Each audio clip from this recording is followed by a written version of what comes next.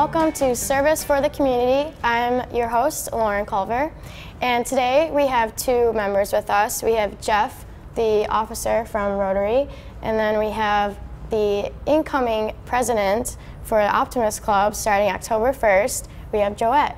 So thank you guys. Welcome to the show. Glad to be here. Thank you. So to start off, Joette, walk us through a typical meeting for the Optimist Club. Okay, the Optimist Club meets every Wednesday morning at 7:30 at the Clarkston United Methodist Church Fellowship Hall. And we're known to have a lot of laughter going on, is what we were told by some of the high school students who really don't like to get up that early but show up at our meetings once in a while. And we have about 15 minutes of announcements, things like that. We have about 15 minutes of fellowship, and we have a 30-minute program by some person in the community or some resource to learn about things in the community. Would you like me to share some of those ideas? Would love to, yeah. Well, we just recently went to Brady Lodge, which is over in Baycourt Park, to see the renovations that the township is making with some other charities. And you can see the picture here of Brady Lodge was a Boy Scout camp in the early late teens, the 20s, 30s, 40s, and then came to the township. We also did the Inside Out DIA walk. That was one of our meetings. We met at the library, and you will see these pictures around the community. And so the Optimists walked from the library downtown to Clarkston and down to Depot Theater to see all of the DIA pictures that are on display. I've seen some of them in downtown, yeah. And we were happy that the cultural arts person was able to go with us and share. We've got upcoming, we've got Dave Vanderveen, who's the Oakland County Airport manager, and he'll be coming to talk about the airport, which is one of the busiest small airports in the state. Wow. And we also have somebody coming from the Great Lakes Cemetery. Okay. To talk about what's happening at the cemetery. That's really interesting. And we have students. Sometimes we have students, Student of the Month, or we have our oratorical winners will speak to us. So it's a mix between outside individuals and students who've done something. That's awesome that even the students are getting involved with your club as well. Yes, and we have junior clubs. We have the opportunity to have clubs at the elementary level. They're called Alpha Clubs, and they're civic or service clubs. And there is a club at the middle school, junior high, and the high school. And they're very active in helping the community as service clubs. That's really awesome. So I guess talking about different programs, Jeff, you wanted to bring up the polio project that you guys have been working on. Yes. Yeah, we'll kind of shift gears. Yeah. By the way, our club meetings are almost identical to that, except you don't have to get up so early because we're an evening club, and we throw a meal in on it. Oh, that's nice. Yeah. So polio. October 24th is World Polio Day. And so throughout the world, we'll be celebrating our almost elimination of polio.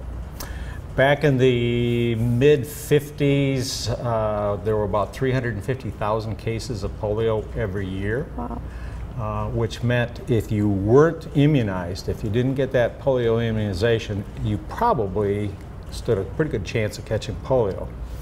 And what we don't realize is that we recognize the kids that get stricken with polio and become crippled or actually die from the disease, but that's only about 1 in 200 kids.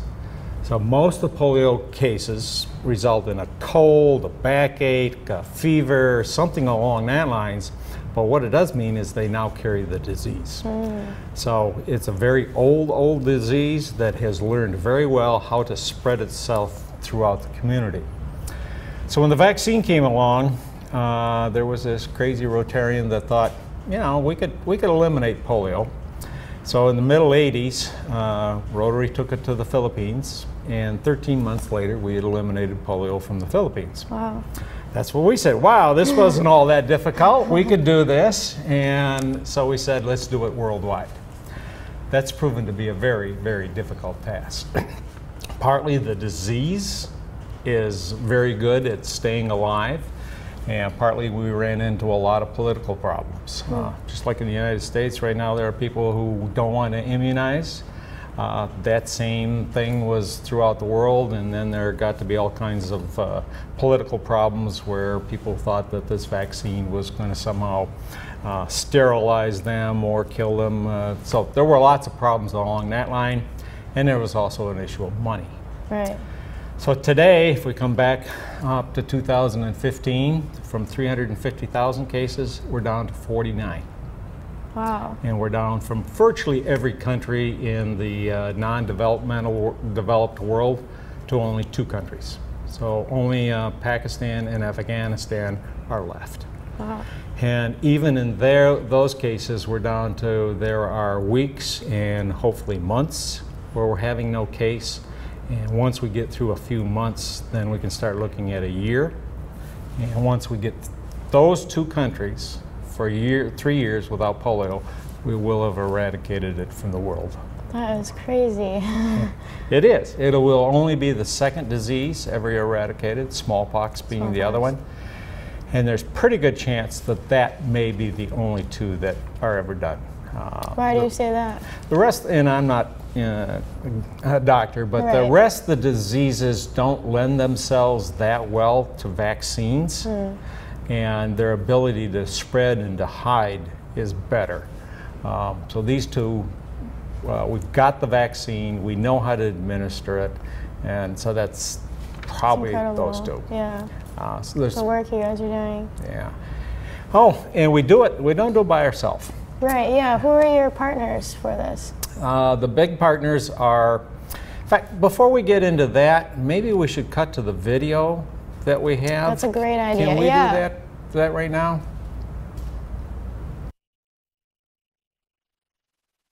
Polio? Polio. What's polio? It's a virus that can paralyze people. Can it be cured? It can't be cured, but it can be prevented. How? We have a vaccine. And we need to get it to every child. Where? Everywhere, because it can spread anywhere. Could it come here? Anywhere. It's just a plane ride away. Who gets polio? Young children who don't get vaccinated. Is it spreading? Yes, but hard work is stopping that. Can it be stopped? Yes, it can. How? By continuing the great work now underway. Who's doing that? By the global health community. What's that? Health workers, leaders, and concerned citizens everywhere working to improve people's lives throughout the world. Who's leading this? The Global Polio Eradication Initiative. Who's that? The World Health Organization. UNICEF. Rotary International. And with support from the Bill and Melinda Gates Foundation. Is it urgent? It is urgent. Do our congressional leaders agree? Yes, it's urgent. Yes, it's urgent. Who is urging all governments to stop polio now? Global Poverty Project. Global Health Council. The United Nations Foundation. 1.2 million Rotarians. Kids everywhere. Can we beat it? Yes, we can. We're this close. Soon? Yes, if we stay the course. So how can we help? Tell our leaders. Call your senators and representatives. Tell them what? Tell them thank you for their support and that sustained funding is critical. Will that stop polio? It will, by supporting our comprehensive plan to finish the job. So it won't come back? So it won't come back. Gone for good? Gone forever. If we see it through.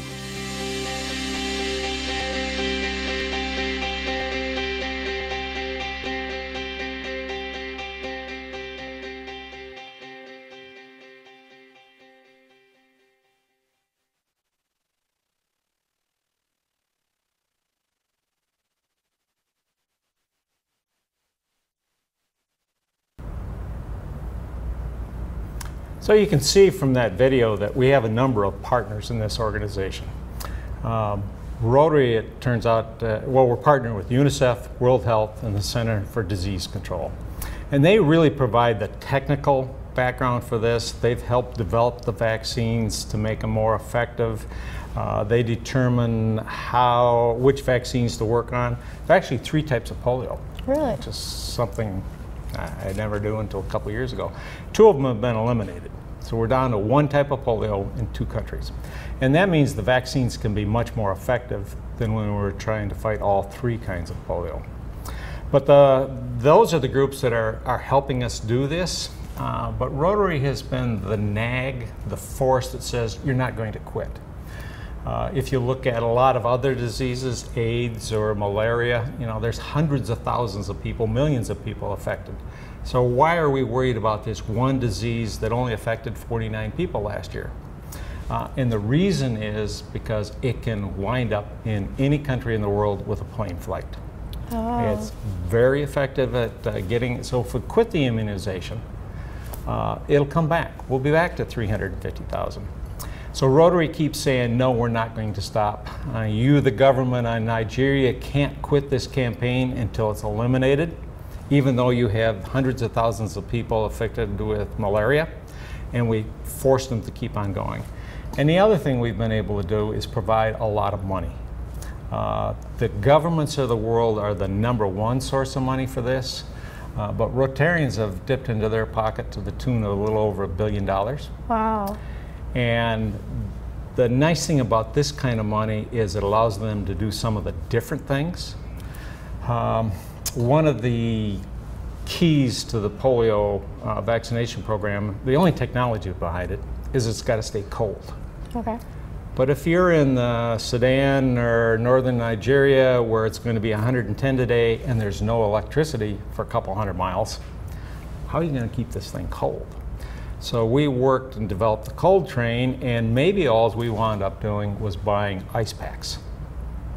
But it's something that we could pull off easily, or maybe we buy the jackets that the vaccine wearers, vaccine people are wearing when they go out in the front. So it allowed the other organizations to concentrate on the medicine, right, while we could concentrate on some of the stuff.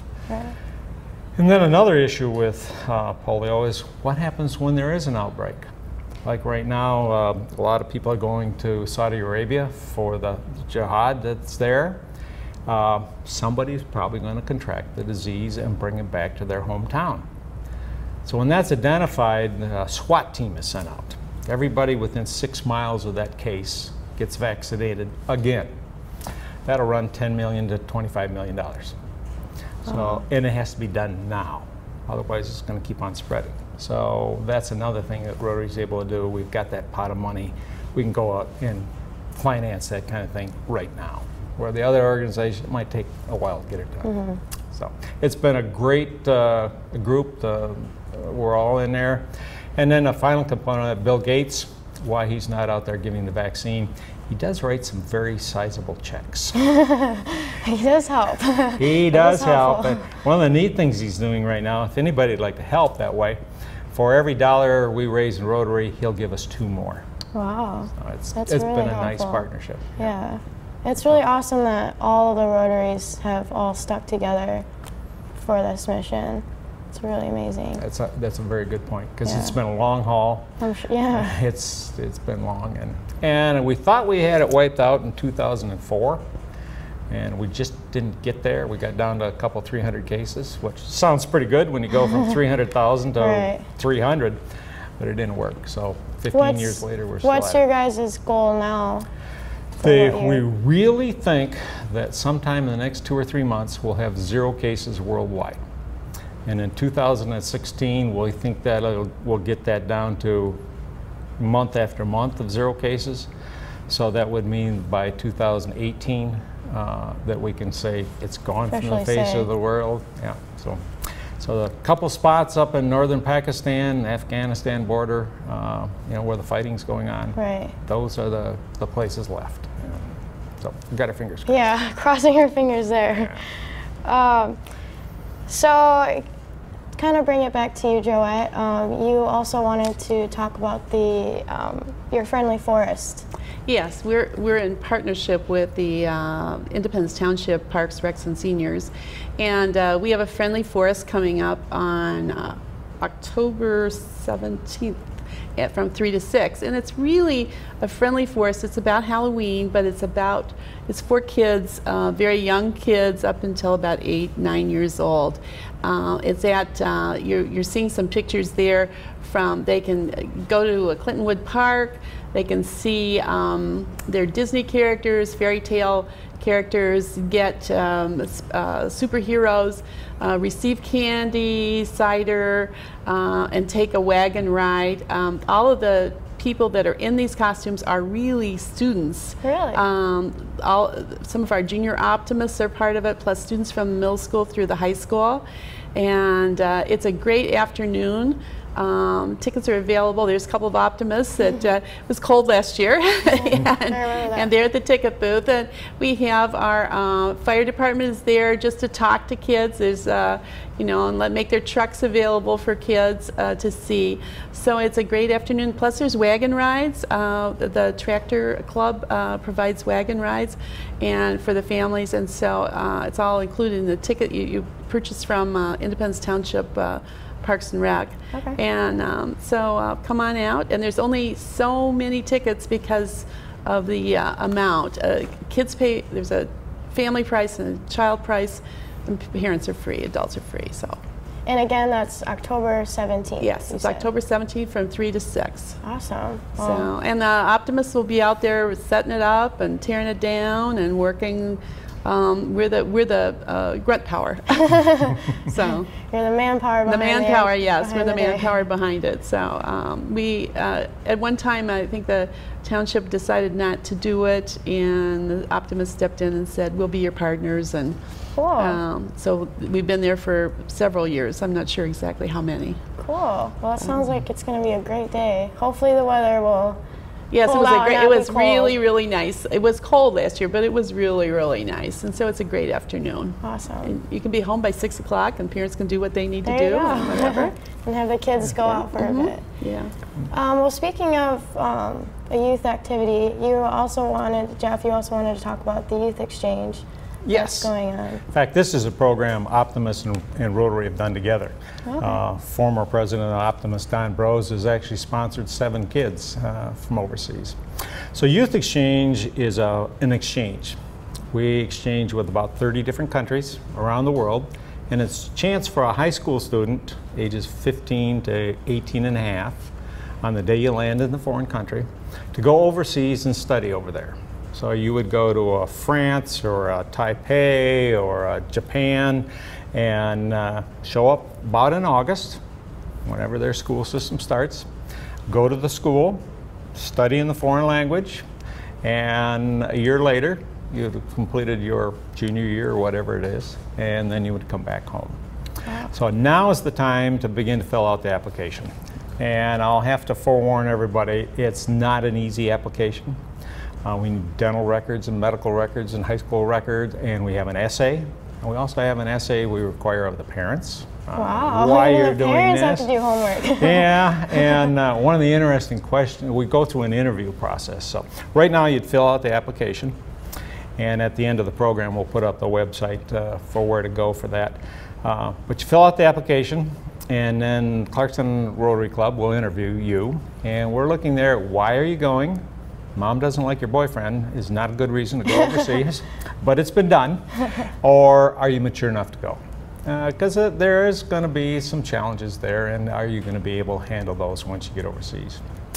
And then after that interview, we'll get you together with a larger group and interview you and the parents.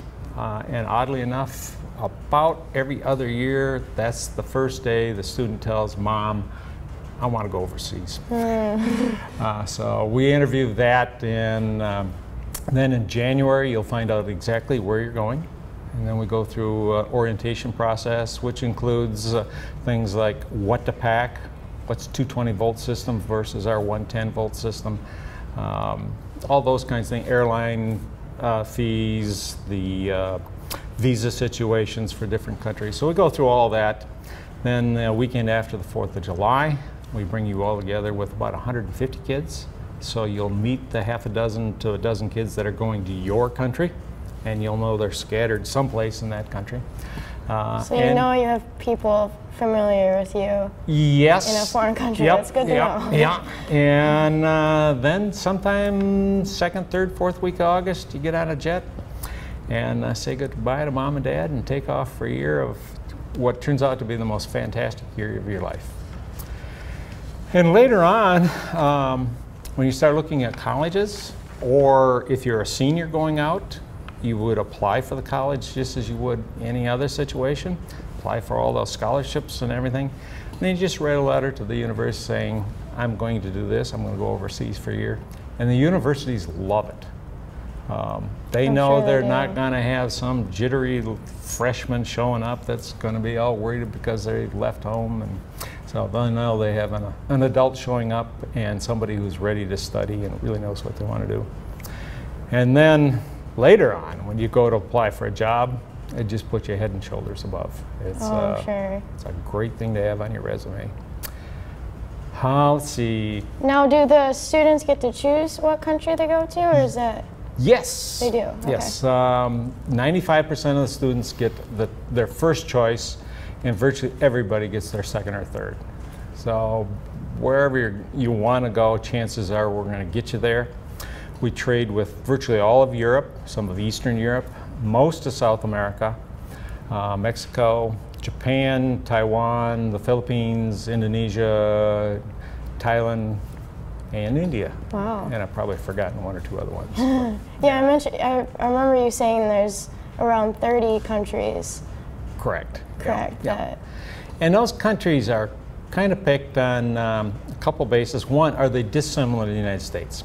So we could trade with England, but we don't. Same language, basically the same culture, so it wouldn't be that great of an experience. You want the students to have a whole new experience a different part of the world, basically. Correct. Yeah. Because it's both language and culture. So learning those new foods, it's not so much anymore. It used to be new types of dress, but pretty much everybody dresses like the Western world these days, so blue jeans and t-shirts. But it's all those things that are part of it. And then we were talking earlier about you want to know that there's some people from this area that are in your country. Real quickly you'll become friends with that people in that high school. And you'll be part of the local Rotary Club. So there's that whole network. You know, one of the girls that went to Spain, one of her club members owned something like a 70-foot yacht. So every now and then they'd go out for a little cruise on the Mediterranean River. Mediterranean. A little bit fun. Yeah, I thought, slightly. I think I should go and she should stay. Right. Yeah, so but it's just a really rewarding experience. But it starts now. Okay. Now is when you got to fill out the application. So students watching, let's make sure we get you guys applying because it sounds like an incredible opportunity. Yes. So back to Joette, what else do you have as an update for the Optimist Club? Well, there's a couple things going on. We're also partnering with the Clarkston Independence District Library for a writers club, and that's going on. If you go to their site, we've sponsored writing camps for kids in the middle school, and this is a middle school project, middle school, high school, and they meet on Tuesdays, and I'm not sure, you need to go to the library website, and it's on there. There's a little video actually about it. So we're happy to be doing that, and we have about $50,000 that we have given to the community this year. And so in the form of grants, people applied for grants, and we gave them, we looked them over, and those that we thought were worthy, we funded. We gave about $23,000 to Clarkston schools for a Leader in Me program at Springfield, Pine Knob, Clarkston Allen, North Sashaba. So the parents in those schools will be seeing some of that money. Awesome. A mobile, all kinds of different things. There's a mobile recording studio for the music students, and the Detroit Voice program here at the schools. Junior high has some new bulletin boards for their display boards. Nice. We funded a horse at Oats named Oscar. Wow. Oscar's eating with That's cool. And a tutoring program for Everest Academy, as well as one of the apartment complexes that has Pine Knob students. Okay. The Ryan Kennedy Playground. So there's also a magazine called the Kids Standard that's out there. We gave them some seed money for that, as you see it, for kids writing. We also, the science, there's a group called Science with Engineers, a GM retirees who go to schools and present to students science projects. And they're doing a groundwater contamination program, and so we funded that. So there's a lot of different things going on. We're always a busy club, and sounds like it. You know, everyone is invited to come.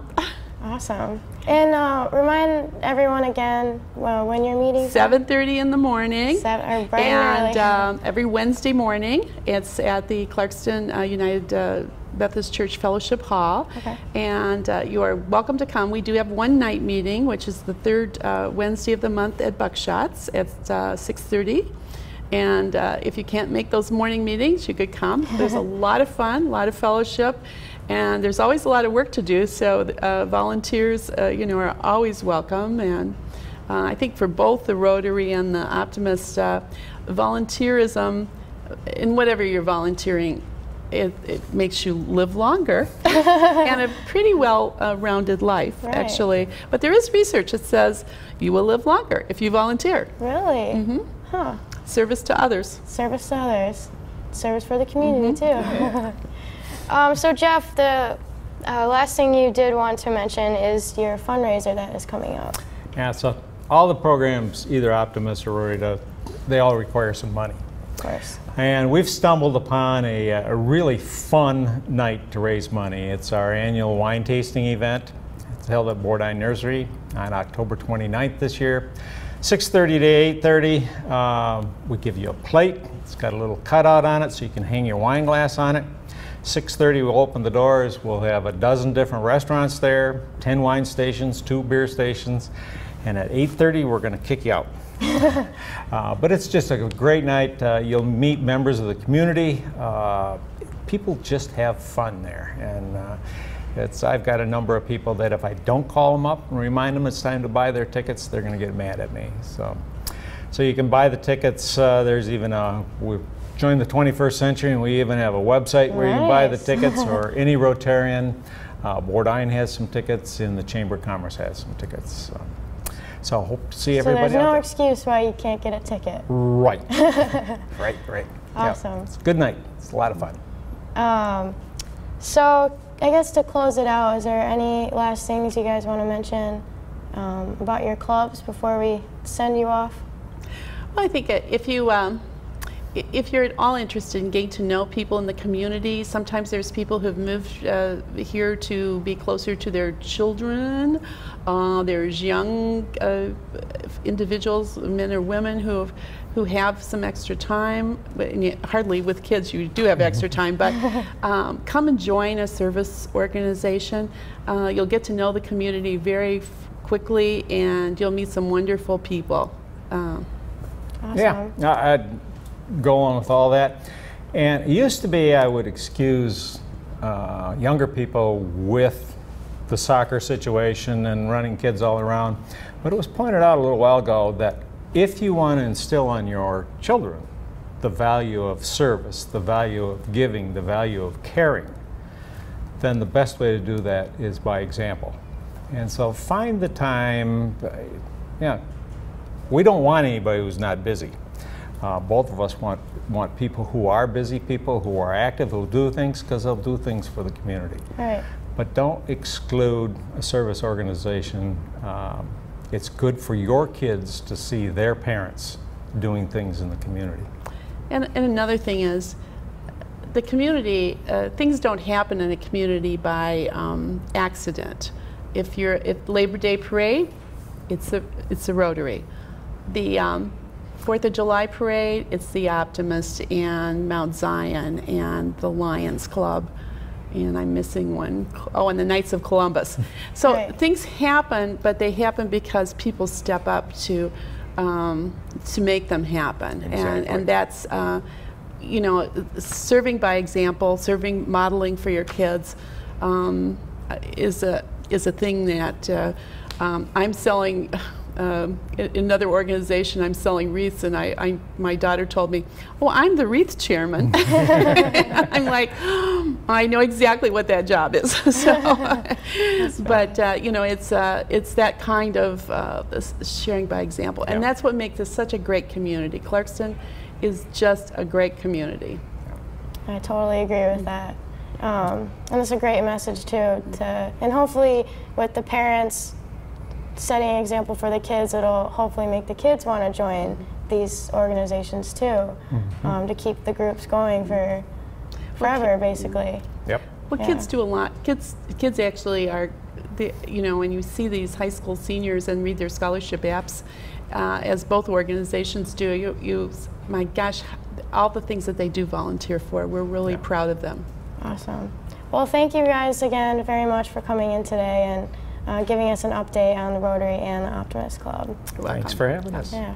And that will do it for today for Service for the Community. Thank you for watching.